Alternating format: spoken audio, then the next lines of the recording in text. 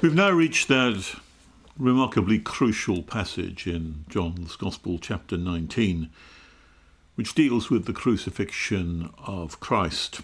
I'm reading to you from verse 16 through to verse 27.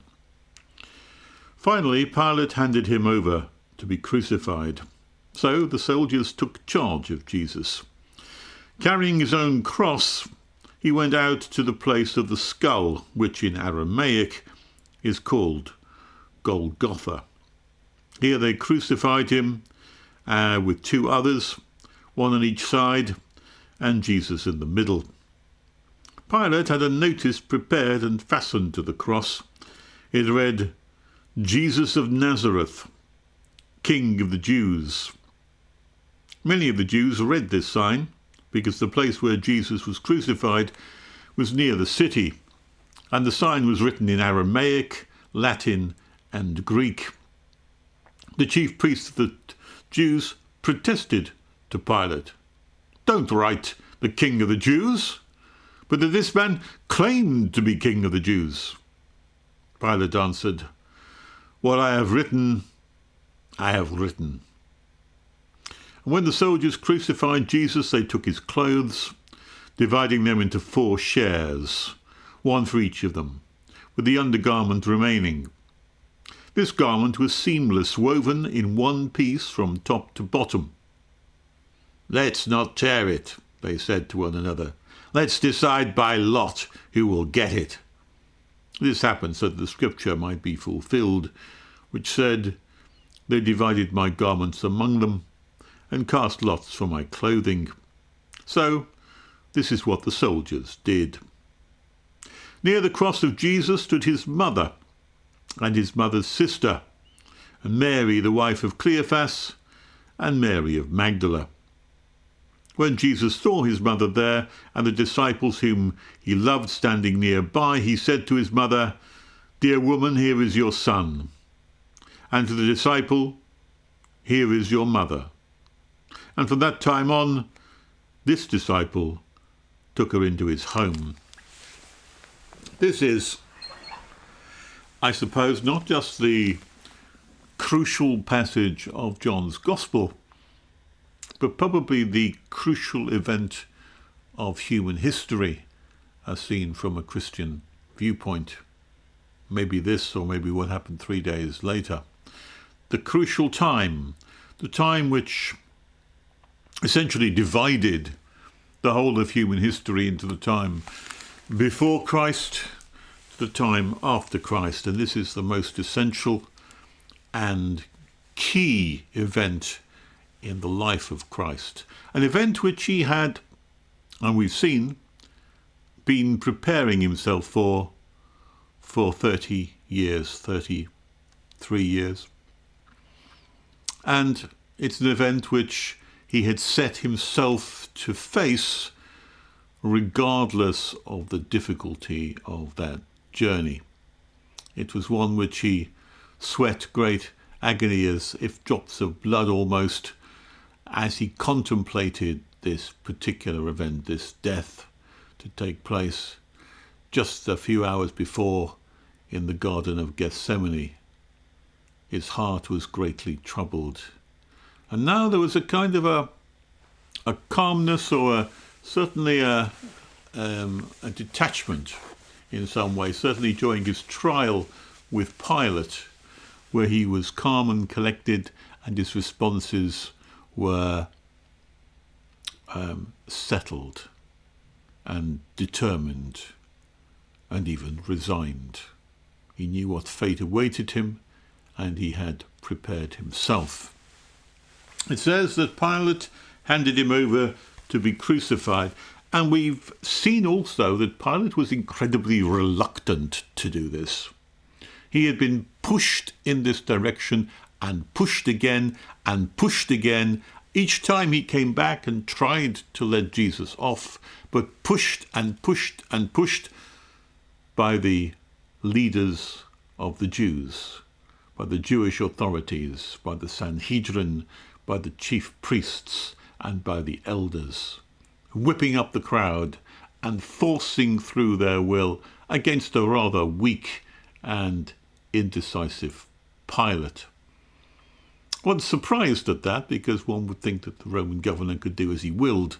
But clearly, in the face of these crowds, he crumbled. And we saw that the greatest charge to be laid against Pilate is that he knowingly executed an innocent person. And that's something which one no doubt would feel that his conscience plagued him with until the rest of his life, and which history marked him out as being not only the most ineffectual of governors, but one which was unable to do the right when he knew what was right. So the soldiers took charge of Jesus, and carrying his own cross, he went out to the place of the skull, which in Aramaic is called Golgotha. It was common practice that malefactors would have to be crucified. It was usually on sometimes it was done on a stake-like thing if there was no crossbeam. Sometimes there was a crossbeam. It's not exactly clear what the situation was, but it's not terribly important. The important, unlike what I think Jehovah's Witnesses are so keen to say, the important thing here is the crucifixion itself, and the traditional and natural way in which it was commonly done was with a cross-shaped piece of wood. It would be large and it would be heavy, and that was something which, as part of the punishment, they had to carry through the streets. This was a public display of humiliation and degradation as they carried their own instrument of torture through the cobbled, old-fashioned streets of Jerusalem, outside the city to the place of the skull. No one knows where that place is, and it has been variously described in many different areas where that might be. General Gordon, in 1850, so much later, seemed to identify an area outside the city which looked or had the shape of a skull because of the rock formation, and thought that that might have been the place. It could be, or it might not be. No one really knows, and no one really knows what the weathering patterns on rocks might have taken over 2,000 years. Whether it looked as it did then is highly unlikely.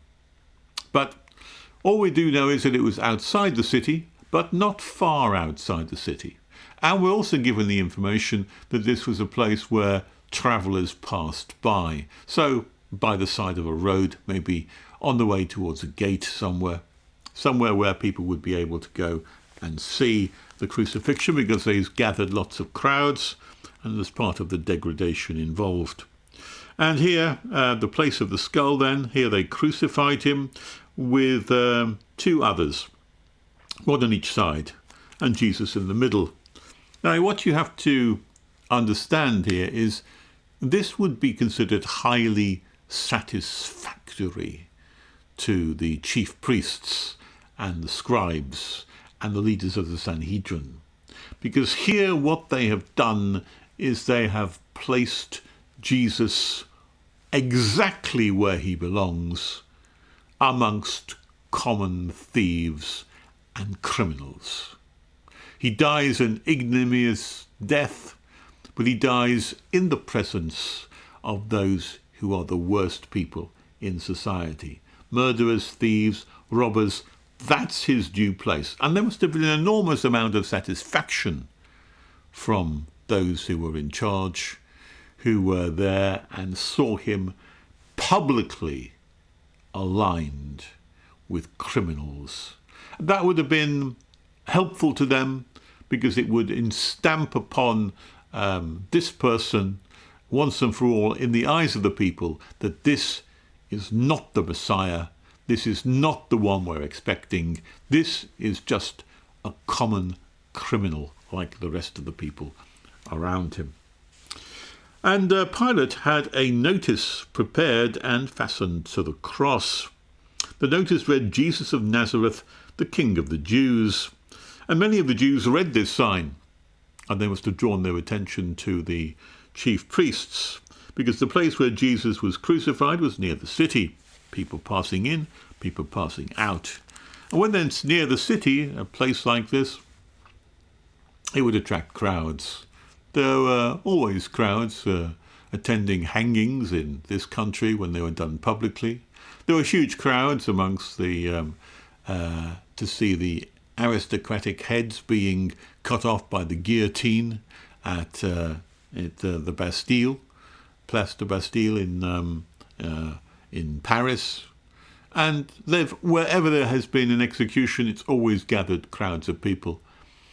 This would have been no different. And in fact, we do see that there are crowds of people there. And but above Jesus was written this sign, the King of the Jews. Written, it says, in Aramaic, Latin, and Greek. Not sure that that would be considered usual to have that. It might have been. It might be that for everyone to be warned, it was customary maybe to have something written up which declared the crime of the person who was being crucified and why they were being crucified. Don't forget, the crucifixion is an incredibly public act. And not only is it public for the purposes of degradation of the malefactor, the criminal, to be publicly executed in this humiliating way, but also as a warning to others, and a warning not to indulge or to do the things which these people have done. This person was a thief. This person was a robber. This person was a murderer. Be warned. This is what part of the public execution does. Here, the message was written in three languages: Aramaic, which was the standard language of the people who lived in Jerusalem; Latin, which is the official Roman language, the official language of the empire; and in Greek, which was the common koine, common language of the ordinary person throughout the Roman Empire. So it pretty well covered everybody. There was probably nobody passing by here who couldn't read one of these three messages. It would have been a universal proclamation. And so the chief priests who were told about this, or maybe they were there themselves, they hurried back to Pilate once they'd seen the cross, once it was in place, once they saw the message which was put up on there. Don't write King of the Jews, but that this man claimed to be King of the Jews.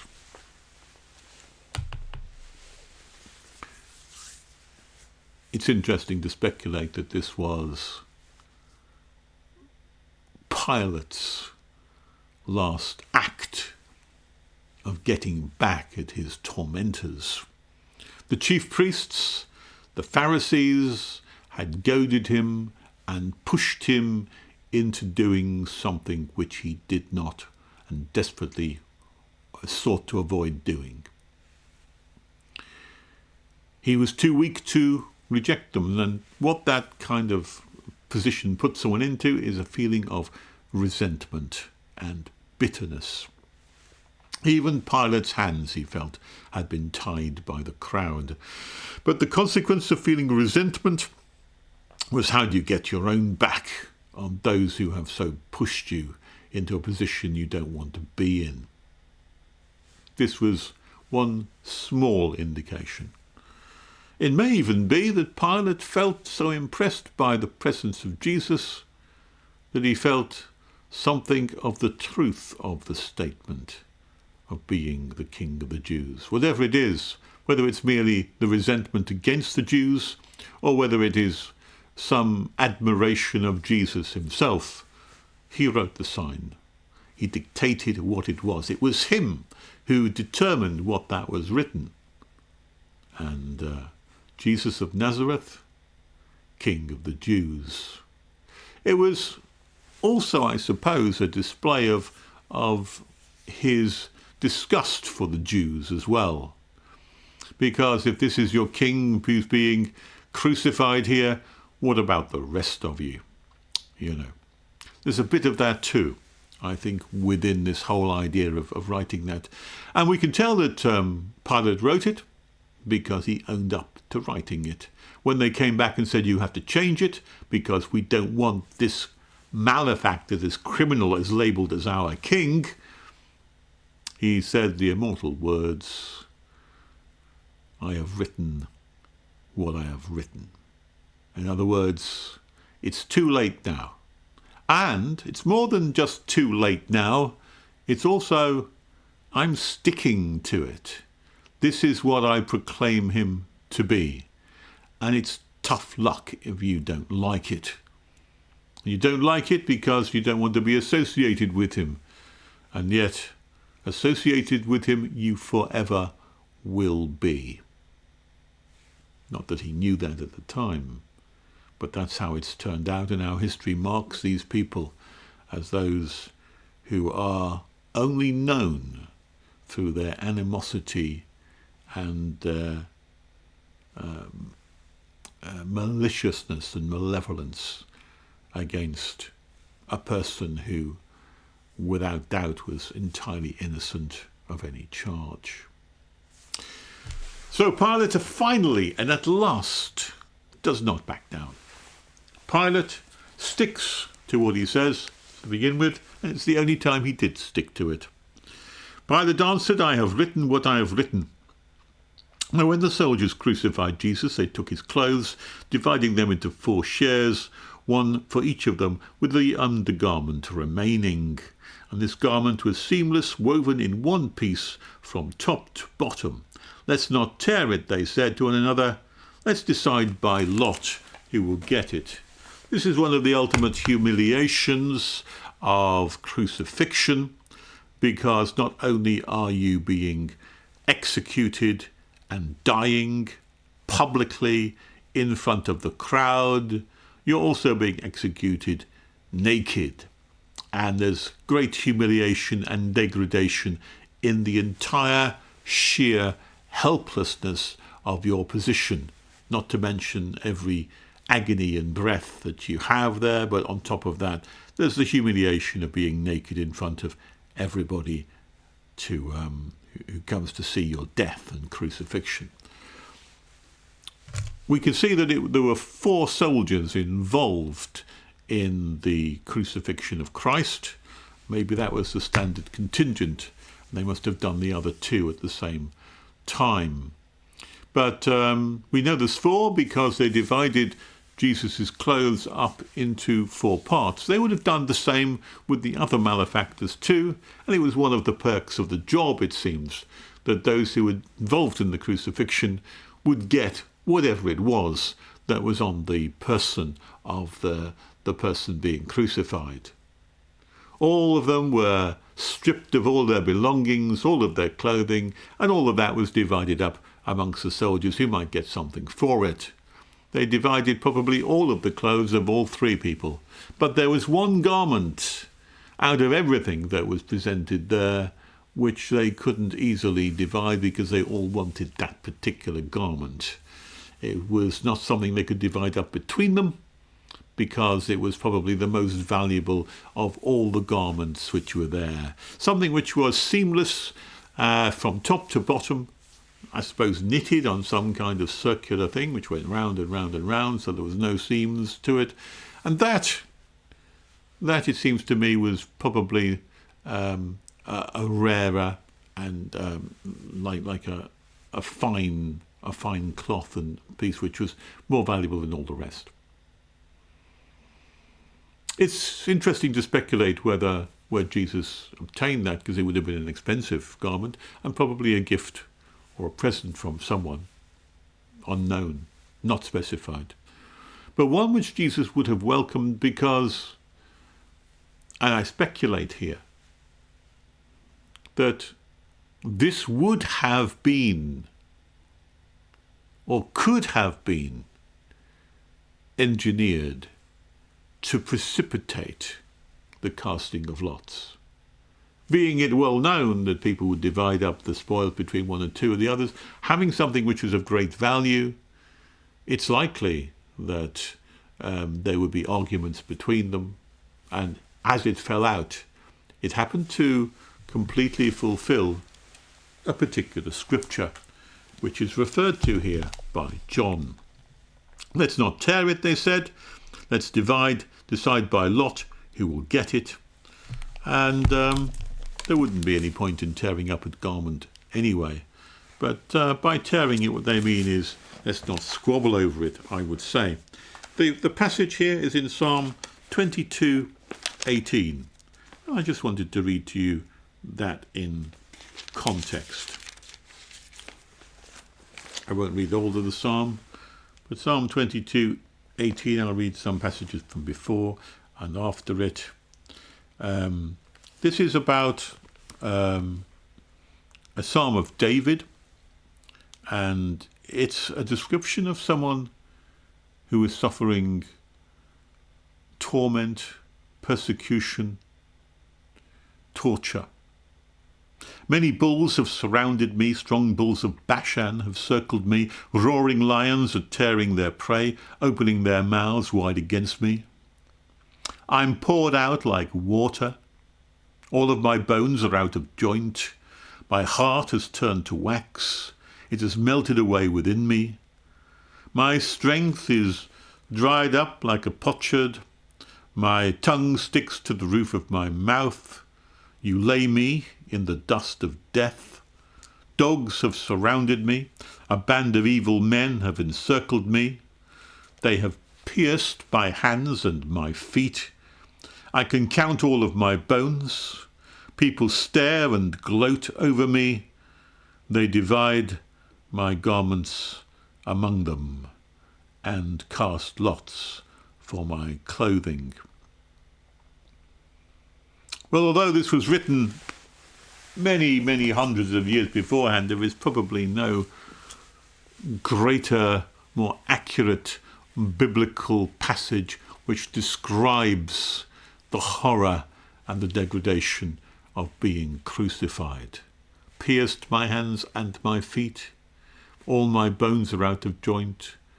Dying of thirst. It's almost impossible to think that this is not a description of crucifixion, and yet David would be unaware of that because the Romans had not come and instituted that method of torture and execution all those many hundreds of years ago. And yet there we have something which is no doubt uppermost in Jesus' mind as he was dying on that cross. He knew the scriptures so well, and understanding full well the depth of the pain and torture and degradation that he was faced with.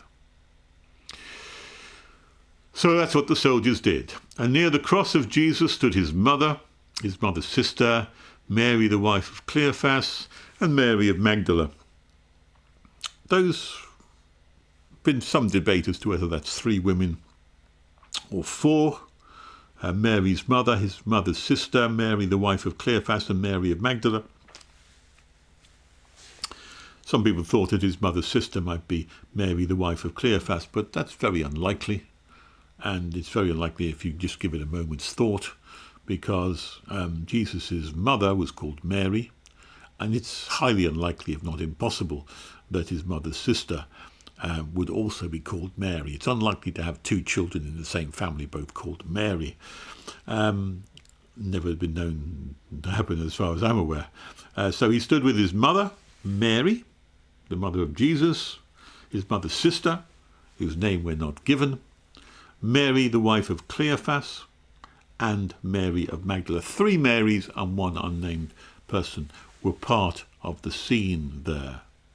But not just those 3, but also the disciple whom Jesus loved was standing nearby. And when Jesus saw his mother there and the disciple whom he loved standing nearby, he said to his mother, "Dear woman, here is your son," and to the disciples, "Here is your mother." And from that time on, the disciples took her into his home. This is John again. It's very characteristic of John in a number of his passages to speak of himself in a kind of third-person, oblique kind of way. The disciple whom Jesus loved is commonly understood to be John, as John speaking about himself. he didn't use the first person and preferred to keep himself in the background in the shadow so as not, I suppose, to draw any attention away from his central character, which of course is Jesus himself. So he didn't say that I was there and Jesus said to me, but the disciple whom Jesus loved. Even at this extremity of life, Jesus is concerned for his mother and his understanding of how she would be affected by this event would have been huge. In fact, the whole of the cross, when you think of it, is about Jesus' concern for others.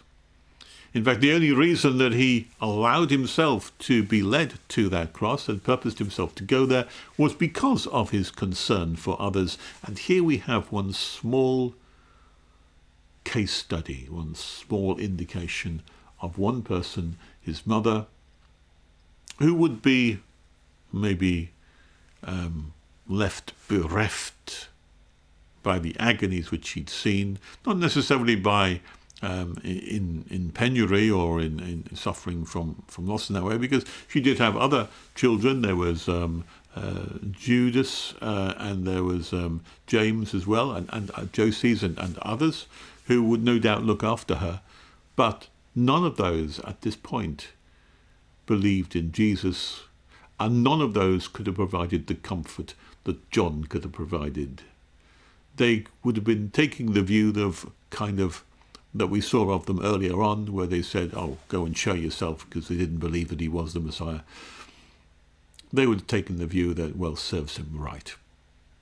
I would guess. Serves him right.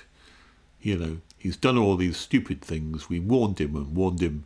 We didn't listen to us. Look where he's ended up. Serves him right. I would guess that they would not be much comfort if that was their attitude to the mother who had just witnessed her son's execution in such a horrendous way. But John would. And there's something about the character of John which Jesus recognized as being more suitable for looking after his mother than any of his brothers could manage. So John offered his home and to bring her to it and to bring her up. Interestingly, at in front of the crucifixion there, we're not exactly told everyone who is there. We're told of 4 women and John. There were likely to be many, many other people there as well. Many of the followers of Jesus were not mentioned, for example, about Peter. Peter and John were in the city. It's quite possible that Peter was there too, but didn't play any role in any of the events that took place. It's quite probable too that at that scene there was the gloating of the scribes and the Pharisees who said, finally, we have got him and we have triumphed over him. Better that he dies instead of all the rest of us and be disposed. There must have been lots of gloating. There must have been many Roman soldiers. There must have been many of the crowds of Jesus who, once the word had got out, maybe many hundreds of people were there. We don't know. We're not told. But we are told the central characters were there. And the women who would look after him and his body after he had been crucified, and John and his closest, most beloved disciple, witnessing the most central event that's ever taken place in human history.